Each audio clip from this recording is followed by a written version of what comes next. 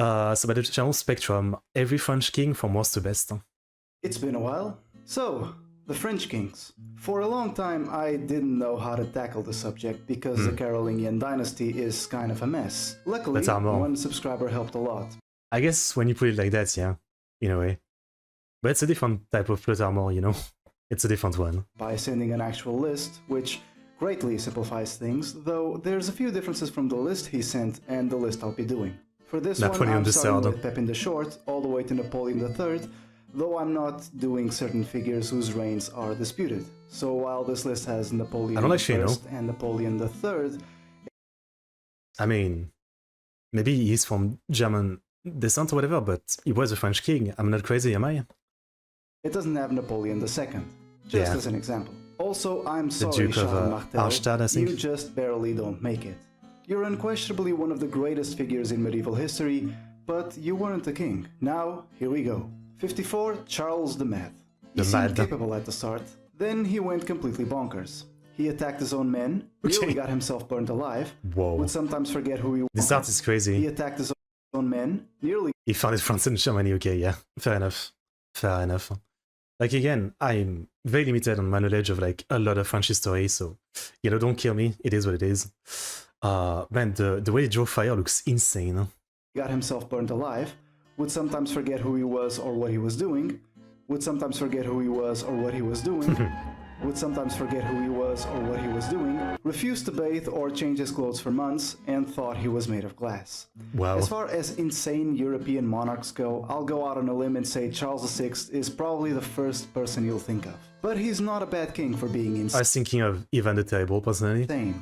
He's a bad king because all the good progress made by his father was essentially undone. The Duchy of Burgundy, though technically a vassal to France, became a rival to the French crown, and the Battle of Agincourt led to Charles VI sign a humiliating treaty which disinherited his son and would make England essentially the winner of the 100 Years' War. Had not said son been quite capable himself. We'll get to him much later. Also, France lost Paris. As you can see, he isn't the worst king on the list for being insane. The madness is just cherry on top. 53, Charles the Fat. The Fat. Briefly reunited the Carolingian Empire as he was... That's my favorite. That's my favorite.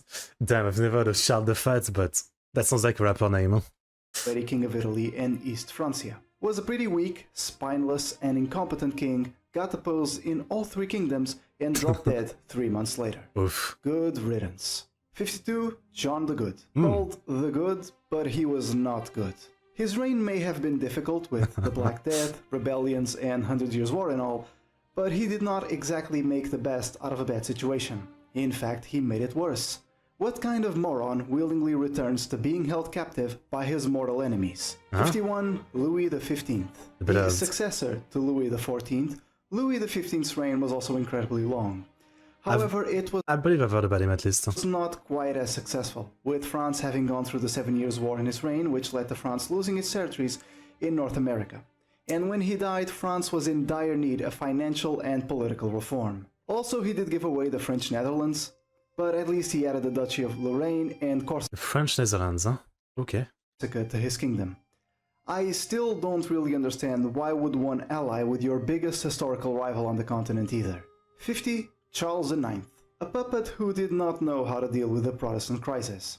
Controlled by his mother, he started out with a policy of appeasement and ended up allowing a massacre of the Huguenots in the royal wedding, beginning in practice a religious civil war. 49, Louis the Do-Nothing. Cognomen gives it away.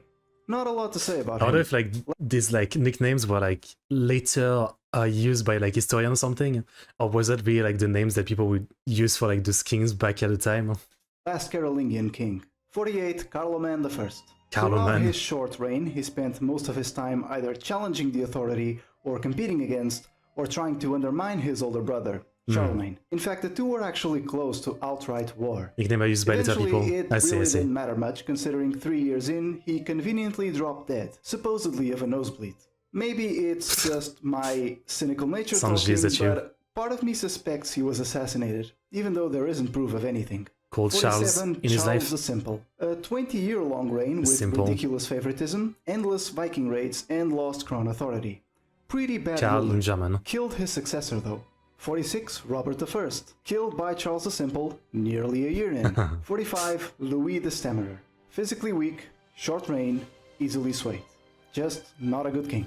44, Louis from overseas. He's given that cognomen because he came from England to rule France. Oh, wow. Even though he was actually born in France. Not that he was a particularly good king. Okay. 43, Louis XVI. The 16th. To be fair to him, he did try to reform the French... Poor guy. I mean, not poor guy, he deserved it. Kind of. You know, it's fine. French government through enlightened ideas. But because his measures meant the price of bread rose, followed by bad harvests, indebting the country by supporting the United States, the convening of the Estates General resulting in nothing at all, and the fact his wife was an Austrian, well, one revolution later and chopped... I mean, I wouldn't say he deserved it fully himself per se, it's more like, you know, he kind of like represented, you know, all of the bad rulers and all the bad decisions from the rulers and the aristocracy and everything before that, so... You know, it's kind of like, you know, like he's paying for, you know, not only his mistakes, but everybody else's mistake before that. Just, yeah, it has to happen. Chop went his head. 42, Louis Philippe, the citizen king. Initially liked, but as time passed, socio-economic conditions worsened, leading to the 1848 revolution, and he quietly exiled himself to England. 41, Charles X. Tried going back to rule by divine right, and effectively turned back the clock to before the revolution, not having got the memo that things had changed and they could not be undone. Yeah, was this the guy that came after Napoleon? Yeah. The result was exile. 40, Henry I, either seen as a weak king or a strong king limited by the monarchy's own power at the time. My take? He's just meh. 39, Otto, not a Carolingian. He was okay, became king for defending Paris against... What's a Carolingian? I don't know what that is. ...the Vikings, but he did not amount to much. 38, Lothair. A very long reign marked by a rocky relationship with the Holy Roman Empire and the loss and attempts to recover Lotharingia. He started out pretty poorly, but gradually got better as his reign went on. 37, Philip VI. The cognomen of the Fortunate has to be sarcastic in nature. This is the man who had to deal with the disastrous start of the 100 Years' War, the estates refusing to raise money for him following this, and then cherry on top, he gets to deal with the Black Death. He was the man for, whatever reason, God hated specifically. 36, John I. This person was the French king for 5 days. Oof. This person was also alive for only 5 days. What is this art? Like, is that him on top of this? Why is he like a baby? 35. Oh, okay, I get it. He was alive for 5 days. He was a baby. Okay, I get it. That explains it. 5, Francis II. Died of poor health I thought it was just weird art. into his reign. Not a lot to say about him. 33 and 34, Louis III and Carloman II. Their sort of joint reign started out very promising, with victories over the Vikings. Then Louis III hit his head and died after just 3 years on the throne. Oof. His brother Carloman would die 2 years later when he was accidentally stabbed in the leg by his servant in the middle of a chaotic situation when they were both attacked by a wild boar. Given Carloman survived a few days before dying, I can only assume the wound defected. This if he wasn't, you know, just plain murdered. 32, Charles VIII. The first French king to have to deal with pretty much being surrounded by the Habsburgs. Well, nearly. In truth, Francis I was the first one. His campaigns in Italy, which ultimately went nowhere, left France severely in debt. But hey, at least he was likable. 31, Hugh Capet, the first of the famed Capet dynasty. His power was actually pretty limited, and his reign was somewhat unremarkable. 30, Rudolf, dealt with Viking raids and rebellions pretty effectively. I really feel like almost embarrassed. I mean, you know, again, I used to not listen to history in school. I didn't really care. But yeah, I know nothing about any of this. Like, I'm even surprised that in France we dealt with the Vikings. I didn't even know. I guess, yeah, like, I knew Europe dealt with the Vikings, but... no, actually, I didn't know from the show Vikings, but again, I love the show Vikings, but I know that a lot of it was, like, not accurate, so, you know, I never really, like, took it as that seriously, but I guess it did happen, yeah, fair enough. Evil king, he was alright. Attacked Paris, yeah, I remember that from the show. Tried in vain to stop the religious civil war between the Catholics and the Protestants to no avail. In fact, his inability to produce an heir escalated the conflict into a war of... Well, something interesting, just a little thing, it's written Roi de France, which means King of France, but the way we write the word roi, so king, now is different.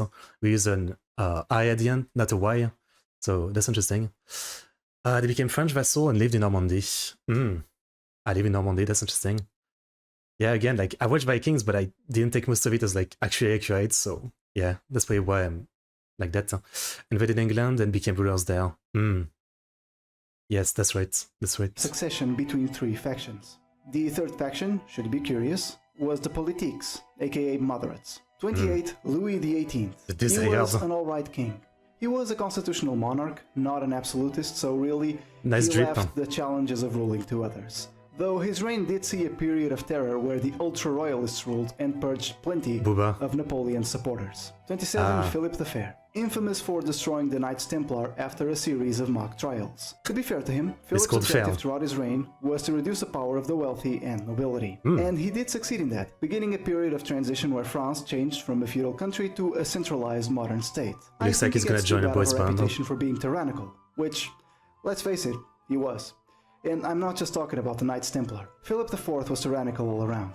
From how he dealt with the Knights Templar, to his disputes with the church, to him arresting merchants who loaned the French state money. Okay. It was basically how I play Crusader Kings, minus all the incest of course. Still, I don't think he was a disaster of a ruler. 26, Charles the Fair. Another fair king, not a bad one either. His death without having a surviving male heir meant the French throne was to be disputed between Philip of Valois and the King of England, Edward III, starting the 100 Years' War. Oh, I was gonna say I heard about that, yeah. 25, Philip I. Yeah, Some romantic drama nobody really cares about aside, Philip was an overall pretty decent king, building up the military and royal power which had suffered some setbacks in his predecessor's reign. 24, Louis I, the son of Charlemagne. His reign is marked by internal strife as he struggled to maintain control over what his father had conquered, especially as his own family, most notably his own children, kept revolting. This was mostly due to his act of penance over the death of his nephew, one Bernard of Italy, as Louis had ordered his blinding, which ended up killing him. This penance ended up reducing his prestige and authority as a ruler, partly due to putting himself under a humiliating ordeal and partly for including a list of minor transgressions no ruler at the time would have bothered considering. A pity then that his military might was tested mostly by his children. I don't think he was bad and even salute him for his military record, but his overall inability to keep the empire together really puts him down. With his death, the Frankish Empire was divided into this abortion of a map. 23, Louis VII. Participated in the Second Crusade, though this did not go well. Also, his inability to initially produce children ended up costing France some valuable territory, as his wife was the Duchess of Aquitaine, and she ended up marrying the King of England and had plenty of children with him. Oof, moments right there. That's a betrayal. He was pretty alright. 22, Philip III. He's essentially like his father, Saint Louis IX, but less. A good diplomat and overall capable, though his attempt at conquering Aragon brought France to the edge of bankruptcy, which would leave his successor to face financial challenges. To be fair, I guess I was gonna say, yeah, like there's a bit of a, like a bad lot, you know, if like the previous king was terrible and did a lot of bad things, and you're the next one, and you have to fix all of it. I guess it won't help make your legacy great because you probably have a lot of bullshit to deal with. It's not entirely his fault the Zentary wrecked his army and him. 21, Henry II. Expelled the English from Calais and won some lands in what now is Alsace-Lorraine. He also intensified the persecution of the Protestants his father Francis I had started. Besides that, not a whole lot more to write home about. 20, Philip V. Pretty decent king who made some domestic reforms and compromised with Flanders. Shame he had a rather short reign. 19, Louis XIII.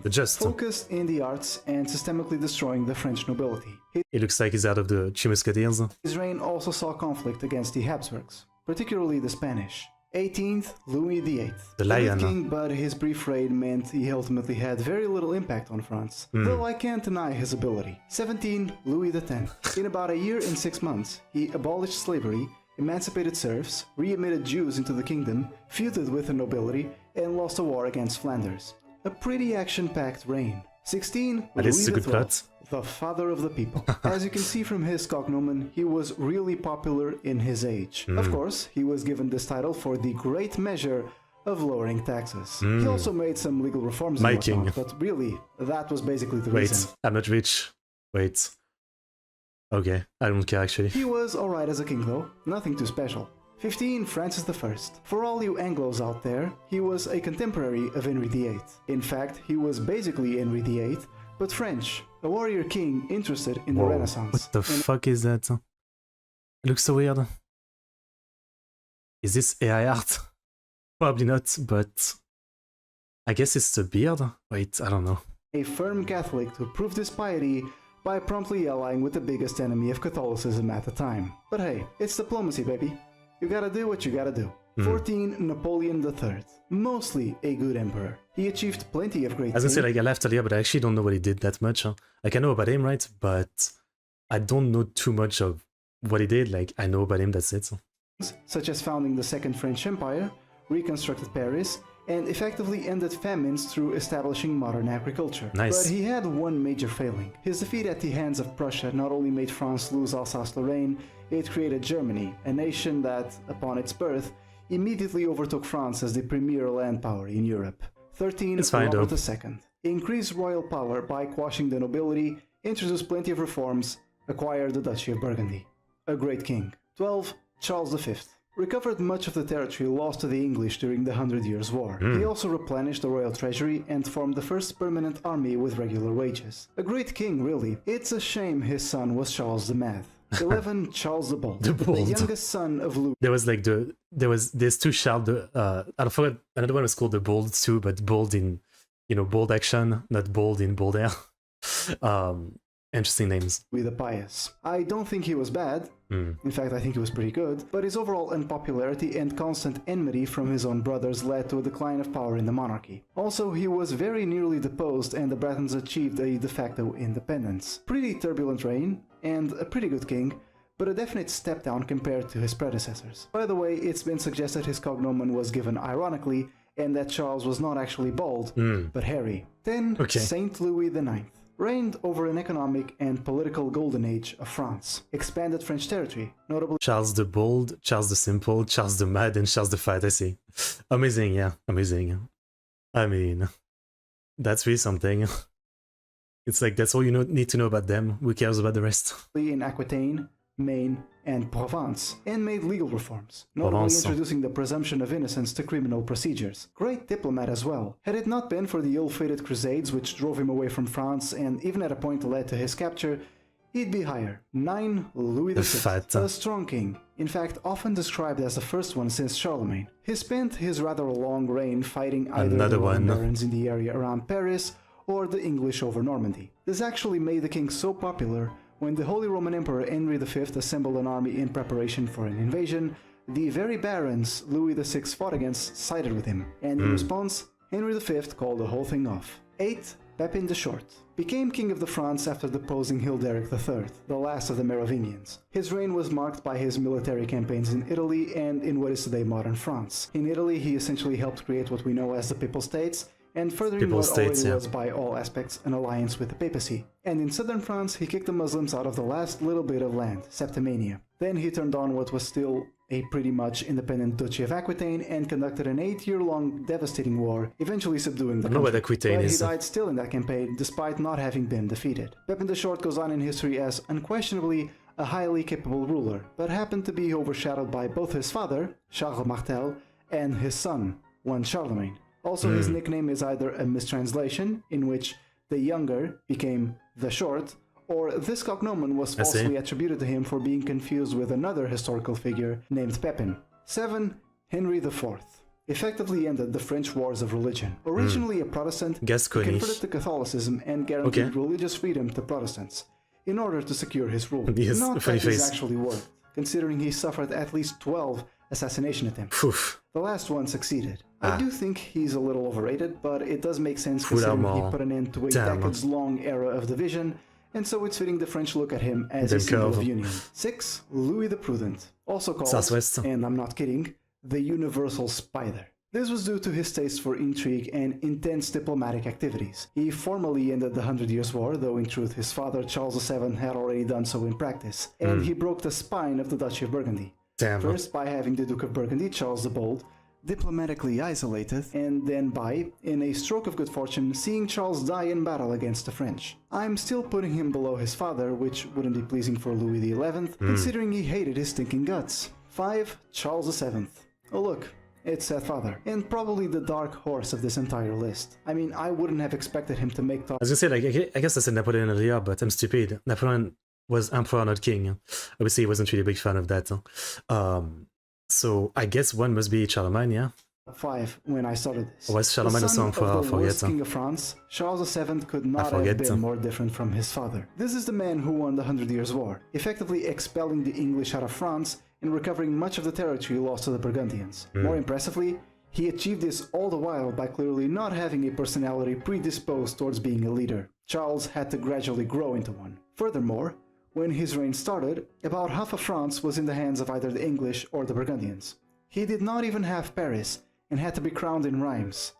Such a lousy starting position, and he won. One of the best kings France ever had. Oh, and he's also the Joan of Arc king, in case you're curious. I see. 4. Louis XIV, the Sun King. Sun King. Does this man need an introduction? With the largest recorded reign of any monarch of a sovereign nation, Louis XIV was a giant of his age. Continuing his predecessor's job, he sought to eliminate the remnants of feudalism and centralized power into the monarchy. L'État c'est moi. His reign saw France effectively L'État c'est moi is the state is me. Overtaking Spain as Europe's premier power, and even if not totally eliminating the Habsburg rivals, his reign was one which, for the first time, at least in my mind, France was the stronger of the two. There are some gripes I have with Louis XIV. I do think absolutism ended up being a failure in any country not named Russia, and the War of the Spanish Succession left France in severe debt. However, I do think centralizing power was an absolute necessity at the time, and severe debt was a natural price of winning a war, which strengthened the country's position, mind you. 3. Charlemagne. Oh. Out of all... Number 3. I mean, I guess again, maybe, I just don't know enough about like most of them. Like maybe Charlemagne's, like, is legendary, but his rule wasn't that great compared to others. But I actually can't think of like anybody else again. Like, I knew like 3 people on this list.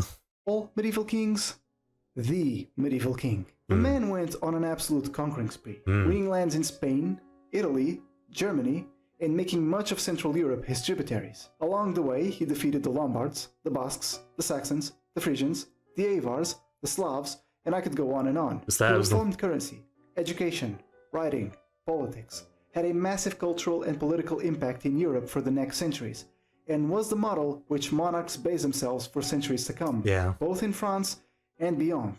Charlemagne is a legend of European history, one of the greatest historical figures in the continent, and obviously, one of its greatest ruling monarchs. 2. Napoleon. Okay, so Napoleon counts. I was gonna say, like, am I stupid or he wouldn't be in the list because, like, he didn't call himself king, he was emperor. Like, he was against the war, like king and royal stuff and all that, right? Again, Napoleon is like the only one where I know a lot, and I'm sure it's still like only a fraction of it. Like, I recommend the channel Epic History TV. I've watched so many times their series about him. It's great stuff. Just insanely interesting guy, right? I mean, I wouldn't say like I'm a fan or I say, you know, what he did was right or anything like that. You know, he did a lot of good stuff, it seems like, you know, as far as like reform and all that. But then he just got like, you know, like dragged too much into, you know, the Spanish War, and then the invasion of Russia when he was like still losing in the Spanish War. It's like, you know, he could have probably been like number 1 easily, if, you know, he didn't do that. Like, if he tried to use diplomacy about the continental system or whatever, rather than just be like, Alexander, you betrayed me, I'm gonna kill you. Like, if he didn't do that, maybe he could have focused on like, maybe like stabilizing the Spanish War. Or maybe if he didn't start that at all, that would have been nice. And then, like, frankly, you know, the guy was so good that I think, like, at that point, if he had just done a normal reign, you know, like, at that point, you know, in the story, right, after, like, defeating the coalition, if he had just stayed in France and just made France better, like, he would have probably been, like, remembered as one of the absolute best, and no one would have tried to attack, or if they tried, like, another coalition, I mean, they would have been defeated, right? Unavoidable disaster, Like, again, like, my fanfiction is, like, he never tried to invade Spain, he never tried to invade Russia, and then if anybody else tried to attack, they would have probably been defeated, right? Because they wouldn't have lost, like, 1 million men at that point. I mean, again, he did some great stuff, but he did some big mistakes, and obviously so many people died, so it's insanely fascinating and interesting, but, you know, Spain was his ally, and he betrayed him, Yes. Not even considering his outstanding military record, Napoleon reformed taxation, currency, education, created the first French central bank, and most notably, Tennessee, the Napoleonic Battle of Code, Trafalgar, which would serve as the legal basis in about a quarter of the world. Even to this day, in fact. It's arguable Napoleon's greatest act was his legal code. It's certainly what Napoleon himself thought. I don't think it's too far. Oh, that's a cool quote. My true glory is not to have won 40 battles. Waterloo will erase the memory of so many victories. But what will live forever is my civil code. Not wrong, though at the same time, like, people always talk about, you know, he's the greatest general of all time. So that does, like, that is his glory that kind of, like, stays. But it's true, I guess, a lot of, like, what he changed and reformed is still basically part of, you know, France, I guess. As his legal code. It's certainly what Napoleon himself thought. I don't think it's too far-fetched, then, to consider Napoleon the father of modern France. And finally, what everyone knows about Napoleon. His military prowess. If you go look for lists of the European countries base their laws on Napoleon. Yeah. Military generals of all time, Napoleon is almost... I always think it's pretty interesting because, you know, I think, like, I always think about, like, how different France would be right now. Like, it's only happened 200 years ago, but if, you know, all of the, like, the coalition, you know, there wasn't Napoleon to stop the coalition, basically. I think, you know, like, the monarchy would have come back. I think, you know, no matter what revolt or revolution, you know, other countries would have intervened. And it's interesting to think, like, you know, how France would be today, like, you know, how we would not be in a republic, how it's, you know, possible that we would be, like, actually, like, a more backwater of Europe, in a sense. It's really interesting to think about, yeah. Like, it's literally, like, the right person at the right time, because, you know, there was other good generals and stuff like that in France, but if he wasn't there to, like, you know, do everything he did, it's very possible that the coalition would have, like, won much earlier, and things would have been very different. Always in top 5, and very often as number 1. Which, in case you're curious, I agree. I do consider Napoleon to be the best military general of all time. In particular, I will always be amazed at Austerlitz, not for the general outline of the battle, but for Napoleon's decision to abandon the high ground before it. That just astonishes me. It's something I don't see myself ever doing were I in his position. Yeah. So, with all this in mind, you're probably wondering, why is he not number 1? Yeah. Well, the invasion of Russia. Of course. And the invasion of Spain. Yeah, that was such a big mistake. Yeah. I think it's simply because, again, like, you know, at that point he has won all the time so many things. There had been, like, some bad signs, like the Battle of Eylau, but I guess he just thought he was invincible. Like, yeah. It's such a shame, the retreat from Russia. Good God, the invasion of Russia. As much as I like Napoleon as a historical figure, and I really do, this massive screw-up cannot be overlooked. The aftermath of this invasion left France exhausted, and really it's mostly his massive contributions in the long run that keeps him in contention for greatest French monarch of all time. There is in my mind, however, one who trumps him. I have no idea. I can't think of it. Who else would be one? Number 1, Philippe Augustus. Okay. Consolidated royal power. Never heard of him. Financially stabilized the country. If he didn't invade Russia, he could win in Spain, right? I mean, he had, like, was it 600,000? Like, he assembled an army of 600,000 to invade Russia? When, again, it seemed like something they could have dealt with politics. Sure, you know, like, Russia wasn't following, like, the continental system about, like, not trading with Britain, but yeah, again, like, it's like you're trying to, like, play multiple games at the same time, and your PC is, like, running out of resources. Hello, no, how are you doing? I mean, you know, he was already losing Spain, so I don't know why he thought that he shouldn't, like, first deal with that before going somewhere else. I don't know. Again, maybe he had won so much that he just didn't think he could lose anymore. Like, he thought he could do everything. And at the same time, when you assemble an army of 600,000 people, I guess you would think that, like, nothing will stop you.